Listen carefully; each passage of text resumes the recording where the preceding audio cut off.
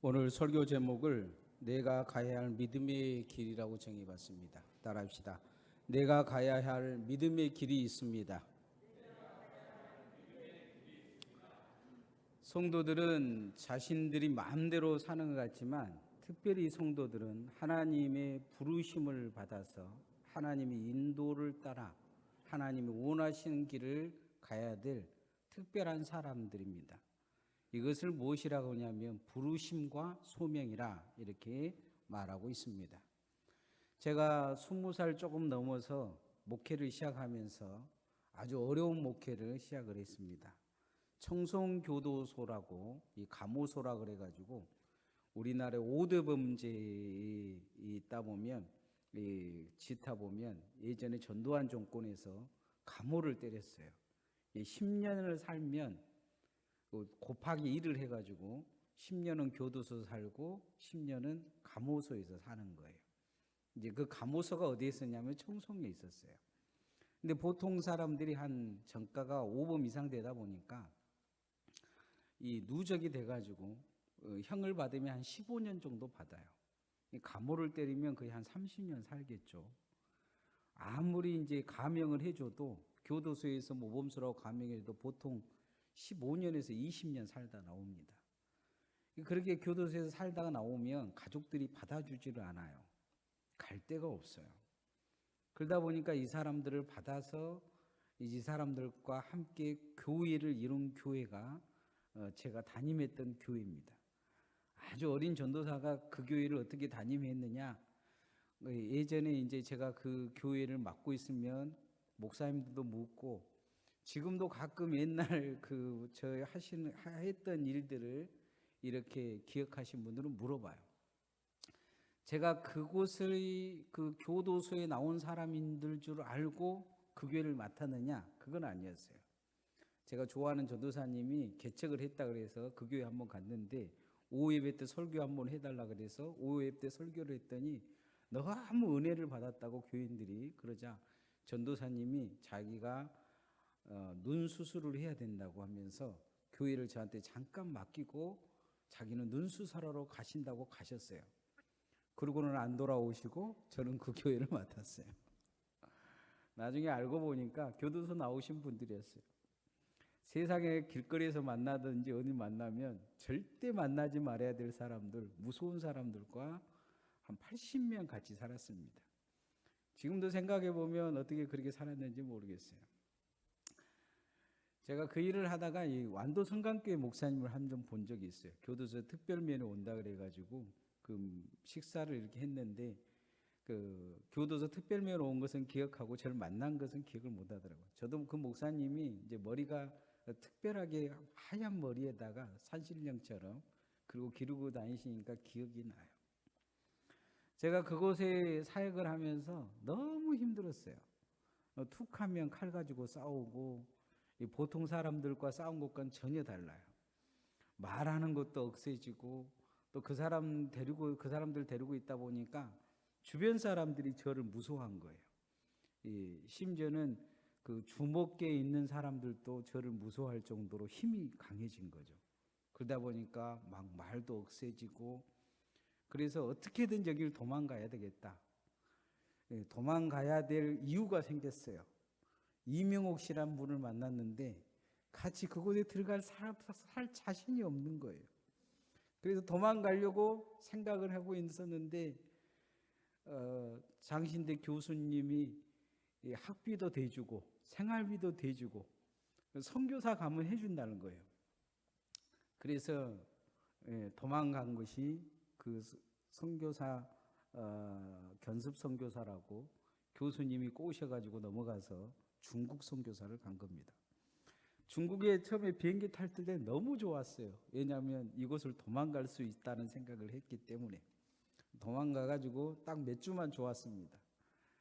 중국에서 이제 한국에서 이상한 선교한 아주 이상한 애기가 선교사로 들어왔다고 선교사 세계에 소문이 났는데 그 사람들이 정말로 골치 아파하는 사역이 하나 있었어요. 그 사역이 뭐냐면 탈북자 사역이었어요. 그래서 이 탈북자들을 어떻게 관리할까 하다가 한국에서 특수 선교한 이 청년이 하나 들어왔다. 누구냐? 그래가지고 제가 없는데 자기들끼리 회의를 하고 결정을 한 거예요. 그 탈북자들을 한 곳에 모아서 공동체를 만들자. 그리고 거기 담당을 홍 부장이라고 하는, 제가 처음에는 과장이었는데 이름을 바꿔서 부장으로 바꿨어요.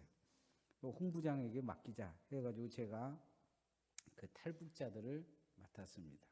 탈북자 맡자마자 IMF 터지고 나서 선교사들은 다 도망가 버리고, 탈북자 맡긴 선교사는 전화번호 바뀌고 집도 이사 가버리고, 그 탈북자들 데리고 있으면서 여러 번 죽을 고비도 많이 넘겼어요. IMF가 터지자마자 낙동강 오리알이 된 거예요.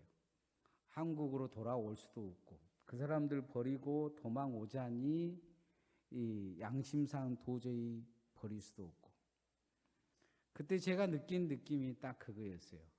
내가 요나구나. 내가 이 한국에서 그 출소자들을 버리고 도망온 그 일을 내가 지금 겪고 있구나.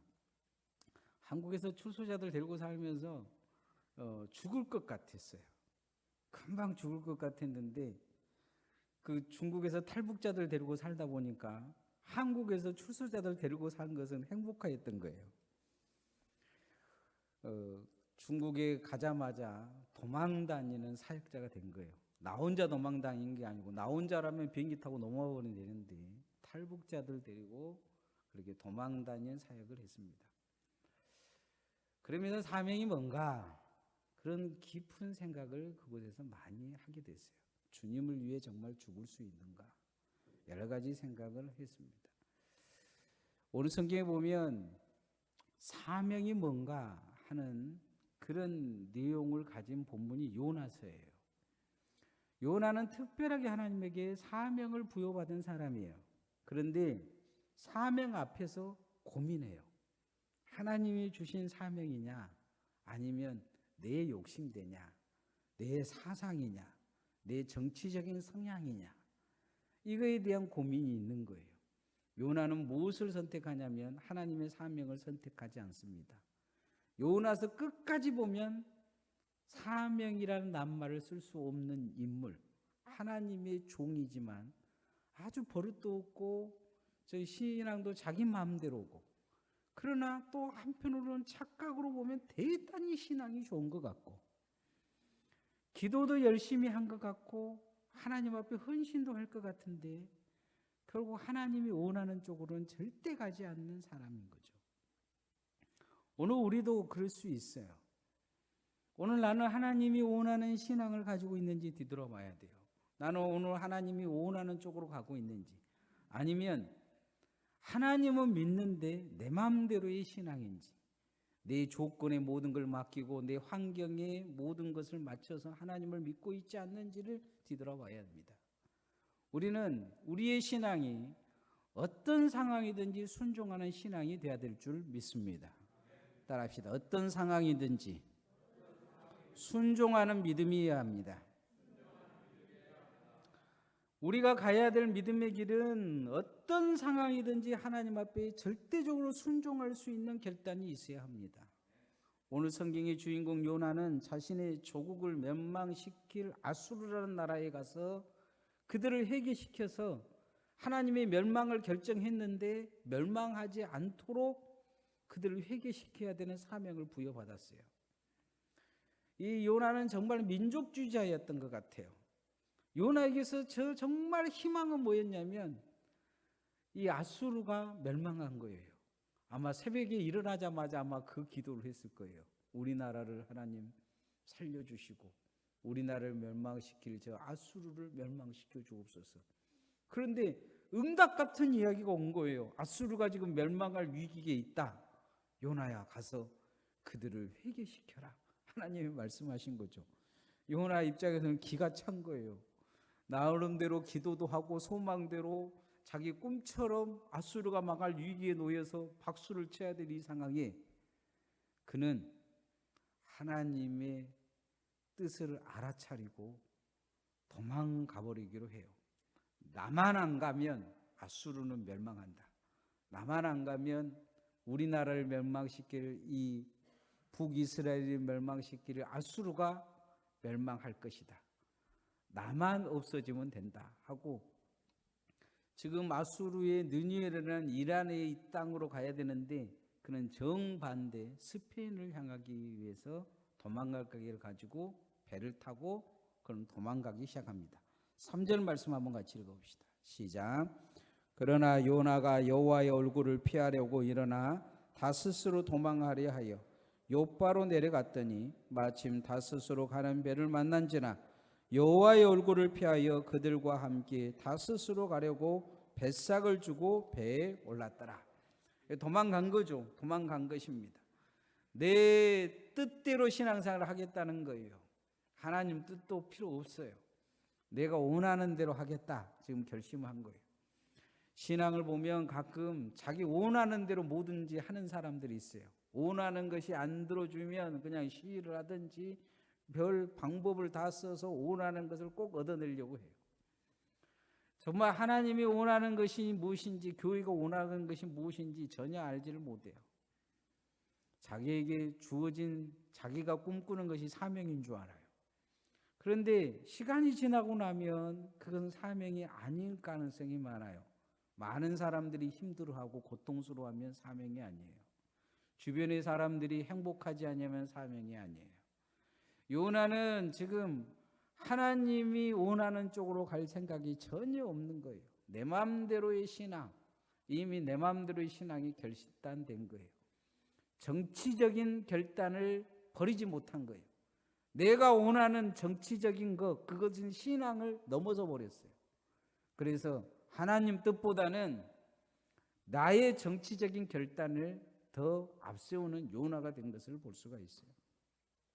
사명자가 사명을 감당할 수 있는 순종이 있는 것은 그 신앙이 생명이 있는 것이요 축복받은 것입니다.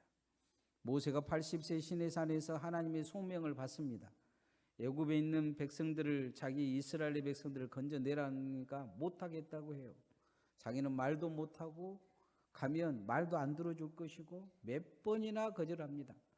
하나님이 지팡이가 뱀이 되게 하고 손이 문둥병이가 되게 하는 것까지 기적을 보여줘도 못하겠다는 거예요. 그러자 하나님이 하나님의 사자를 보내서 모세를 죽이려 합니다. 그의 부인 십보라가 알아차리고 이 할례를 행함을 통해서 결단하게 만듦을 통해서 모세가 소명받는 걸 보게 돼요. 하나님의 사람으로 이 하나 과거의 사람은 죽고 새 사람이 되라고 그 부인이 요구하니까 결국 그렇게 결단함을 통해 소명자로 다시 살아나서 소명의 삶을 삽니다. 안 그러면 모세는 80세에 하나님의 손에 죽었을 것입니다. 요나 지금 자신의 마음에 들지 않는다고 도망가 버립니다. 주님도 십자가 지시기를 원하시지 않으셨어요. 끊임없이 십자가를 향해 가지만 제자들에게도 십자가를 이야기하고 십자가 지지 말자고 한 제자들의 제자 베드로에게 사단이라고 이야기하셨지만 본심이 나타나는데 어디서 나타나느냐? 십자가 지시기 전날 밤에 겟세마네 동산에서 기도하십니다. 이 잔을 옮길만 하면 옮기십시오. 묵묵히 오셨는데 마지막에 한 번 더 기도하셔요. 주님이 그렇게 원하시지 않은 십자가였다는 거예요. 그러나 주님은 주님의 뜻대로 이루어지다면서 순종합니다. 오늘 우리에게도 사명과 소명과 십자가가 있습니다. 우리가 이 시대에 하나님 앞에 깨어 예배하는 것은 소명인 줄 믿습니다. 우리가 교회를 지킨 것도 소명입니다. 우리가 기도의 삶을 사는 것도 소명입니다. 하나님 앞에 우리는 순종하는 믿음으로 우리에게 주신 사명과 직분을 잘 감당해야 될 줄 믿습니다. 나는 소명대로 신앙생활을 하고 있는지 아니면 내 마음대로 신앙생활을 하고 있는지 뒤돌아봐야 합니다.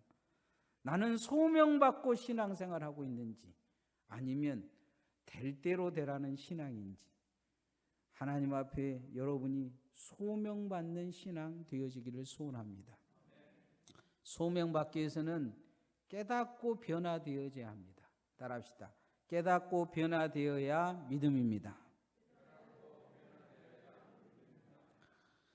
며칠 전 서울 구로구에 폭행을 당한 60대 남성이 죽어가는데 지나가는 사람들을 보니까 CCTV를 보니까 한 50명이 지나간 거예요. 그런데 죽어가는 사람 보고 그냥 지나가 버린 거예요. 어떤 사람들을 불러서 왜 그랬냐고 했더니 신고하면 귀찮은 일이 생기니까 지나갔다는 거예요. 경찰서에서 전화 오고 잘못 신고하면 거기 가서 조서 써야 되고, 그래서 그 사람이 죽어가는데 그냥 모른 척하고 지나간 것입니다. 이 사건이 우리 시대가 얼마나 이기적인 모습을 보여주고 있는지, 이기적인 신앙을 가지고 있는지 보여주고 있습니다. 방관자적인 이 모습인 거죠. 요나가 그렇습니다. 방관자적인 모습이 나타나요. 아수르는 둘째치고 요나가 지금 배를 타자마자 하나님이 태풍으로 그 배를 막 흩어놓습니다. 그러니까 배가 가벼워야 되니까 배에 탄 사람들이 자기들이 가지고 있는 것을 바다에다 집어던집니다.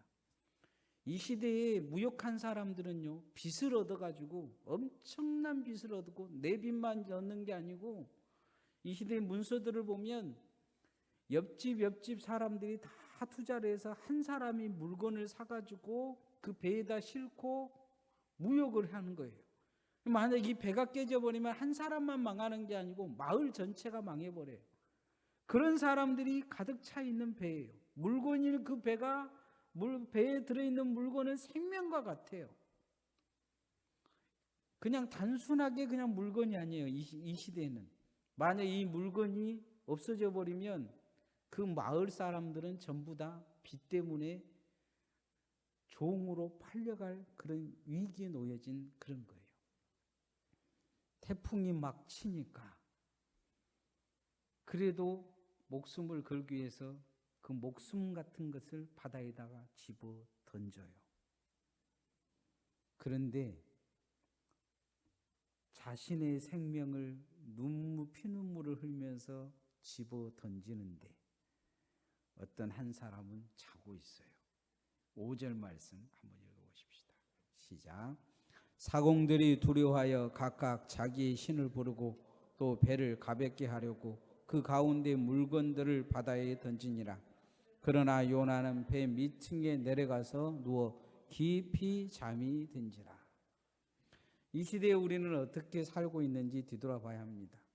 누군가는 교회를 일으켜서 몸부림치고, 누군가는 어떤 성도들을 위해 전도하기 위해서 최선을 다하고, 하나님의 사명대로 소명대로 뭔가를 열심히 하고 있는데 혹 우리는 잠자는 신앙으로 있지는 않는지, 뭔가 하나님이 내게 주신 소명을 분명히 주셨는데 소명은 불구하고 내 욕심이 안 채워진다고 뭔가 시험 아닌 시험에 깊게 들어서 그렇게 헤매고 있는 신앙은 아닌지, 하나님 앞에, 교회 앞에 뭔가 내 것이 채워지지 않는, 내 욕심이 채워지지 않아서 섭섭함으로 끊임없이 방관적인 신앙으로 뒤돌아서고 있지는 않는지, 자꾸 뒷걸음치면서 잘 되나 보자 하고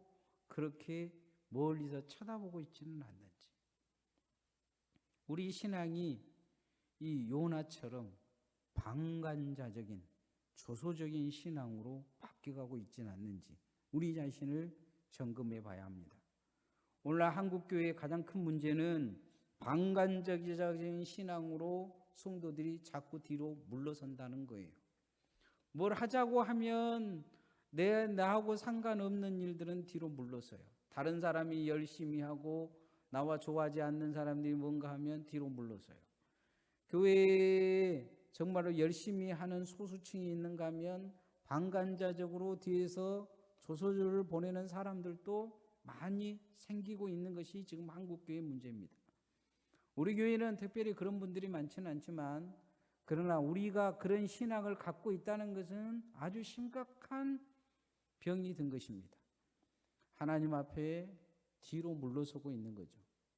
그래서 우리는 다시 소명을 발견하고 변화되어야 될 줄 믿습니다. 반드시 하나님 앞에 가면 이것은 하나님이 물어보실 거예요. 하나님이 이것은 질문하실 것입니다. 하나님 앞에서 이것에 대해서는 책망받기도 하고 상급을 받을 수도 있습니다. 저는 1달란트 받은 자처럼 여러분이 책망받지 않기를 원합니다. 1달란트 받은 자가 2달란트와 5달란트 받은 사람이 열심히 장사하고 최선을 다할 때 분명히 조소하고 조롱했을 거예요. 그러나 주인이 돌아오자 그 주인 앞에서 그 5달란트와 2달란트 받은 사람은 착하고 충성된 종이라 칭찬을 받고 1달란트 받은 자는 악한 종이라 책망받은 것을 볼 수가 있어요. 요나 믿음이 좋은 것 같지만 얼마나 악합니까? 생명 같은 것들을 내어 던지면서 이미 망해가고 있는 사람들, 자신의 가족을 다 노예로 팔아버릴 수밖에 없는 상황에 위치해 놓인 이 환경, 피눈물을 흘리고 있는 그 상황에 자기 때문에 이 상황이 일어났는데 자고 있는 거예요. 하나님 앞에 우리는 반드시 변화되어져야 됩니다. 마음을 고쳐먹고 생각을 고쳐먹고 소명으로 바로 무장되어지기를 소원합니다. 그러기 위해서는 가장 중요한 게 있어요. 회개되어져야 합니다. 따라합시다. 회개되어져야 믿음입니다. 요나서를 보면 요나가 정말 믿음 좋은 사람처럼 착시 현상이 일어나요. 기도도 하고 툭하면 하나님 만나기도 하고 이렇게 착시 현상이 일어납니다. 교회 안에도 보면 그런 착시를 가지고 사는 사람들이 있어요. 자기가 믿음이 좋은 줄 알아요. 예배하고 남들보다 더 열심히 하고 그것이 믿음인 줄 알아요. 그러나 병든 믿음은 정말로 무서워요. 병든 믿음은 열심히 하면 열심히 할수록 더 삐뚤어져 버릴 가능성이 많아요. 가장 큰 문제는 병든 믿음은 회개가 되지 않는다는 거예요. 회개가 아니에요. 요나서 2장을 보면 물속에 뱃속에 하나님이 바다에 자기를 던지라 해서 물속에 뱃속에 들어가는데 회개하는 모습이 나타나요. 그 요나서 2장을 쭉 읽어보면 정말로 믿음 좋은 사람이 나타나요. 회개하는. 그러나 3장 4장을 읽어보면 그 회개는 삐뚤어져도 한참 삐뚤어지고 빗나간 회개라는 것이 나타납니다. 회개가 아닌 뭔가 자기 착시의 신앙에 잡혀져 있는 모습이 나타납니다. 요나는 분명히 알고 있었어요. 이 상황이 자기 때문이라는 것을. 12절 말씀 한번 읽어보십시다. 시작. 그가 대답하되 나를 들어 바다에 던지라. 그리하면 바다가 너희를 위하여 잔잔하리라. 너희가 이 큰 폭풍을 만난 것이 나 때문인 줄을 내가 아노라. 아니라. 요나 안 거죠. 나 때문이라는 것을 안 거예요. 자기 때문이라는 걸 안 거예요. 그러나 다른 사람들은 자기 신들에게 기도하고 혹시나 잘못한 거 있는가? 내가 잘못해서 이 폭풍이 일어났는가? 하나님이 자기 신들에게도 다 기도하고 그런 상황인데 요나는 알면서도 회개하지 않아요. 차라리 나를 바다에 집어 던지라. 그러면 이 폭풍이 멈출 것이다. 예수님을 바라보는 가룟 유다도 회개하지 않았고 자살해버립니다. 이 요나도 딱 그런 현상이 나타나요. 믿음이 삐뚤어진 것이죠. 그게 믿음인 줄 안 거예요. 오늘 우리도 하나님 앞에 철저히 회개해야 되는데 어떤 회개를 해야 되느냐? 내 직분 감당하지 못한 걸 회개해야 해요. 소명이 없는 것도 회개해야 돼요. 교회 와서 무엇을 해야 될지 모르는 거, 그것도 신앙에 문제가 있는 거예요. 이 땅의 모든 그리스도인들은 소명이 있어요. 여러분 무엇을 위해 기도해야 되지 못하겠다, 모른다, 그것도 문제가 있어요. 왜요? 무엇을 위해 기도해야 할지 모르는 게 아니고 기도를 안 하겠다는 거죠. 말씀대로 살지 않겠다는 거죠. 그리고 이웃을 위해 전도하지 않겠다는 거예요. 봉사하지 않겠다는 거예요. 교회를 사랑하지 않겠다는 거예요. 하나님 사랑하지 않겠다는 거죠. 하나님 사랑하겠다, 교회를 사랑하겠다 하면 기도 안 할래 안 할 수가 없어요. 전도하겠다 하면 기도 안 할래 안 할 수가 없어요. 소명이 없는 거예요. 우리는 소명 없는 거에 대한 철저한 회개가 있어야 될 줄 믿습니다. 회개되어져야 돼요. 요나는 소명이 없는 거예요. 그 뱃사람들 다 죽어가고 있는데 그 사람들 위해 기도하지 않아요. 그 사람들이 자기 생명 같은 걸 내던지고 자기 자식들 종살이로 할 수밖에 없는 결단을 하는데도 눈물 한 방울 흘리지 않아요. 그리고 뱃속에 들어가가지고 고작 자기 살려달라고 회개로 모면을 해요. 그리고 이제 내일 다음 주에 제가 4장을 다시 한번 이게 설교를 할 텐데 정말 형편없는 신앙인 것이 드러나요. 착각한 거죠. 요나 4장에 읽어보면 정말 믿음 사람, 좋은 사람처럼 하나님과 맞서요. 그런데 회개가 안 되는 신앙의 전형적인 모습을 보여주고 있어요. 이제 말씀의 결론을 맺으면 우리가 가야 될 믿음의 길이 있습니다. 어떤 상황이든지 순종해야 돼요. 순종의 결단을 해야 합니다. 내 마음에 들지 않더라도 늘 내 마음대로 신앙생활을 해온 것이 문제일 수 있어요. 주님의 말씀이면 순종하고 결단할 수 있어야 돼요. 교회의 결정이면 순종하고 결단할 수 있어야 돼요. 내 마음대로의 신앙을 꺾지 않으면 절대 순종하지 못해요. 그래서 하나님 앞에 어떤 상황이든지 절대 순종하는 이 소명이 있어야 돼요. 소명을 받으면 순종할 수 있어요. 선교사들이 그곳에 죽은 상황에서 총알이 빗발치고 전쟁이라도 빠져나오지 못하는 것은 비행기표가 없어서가 아니에요. 차표가 없어서가 아니에요. 소명 때문에 못 나온 거예요.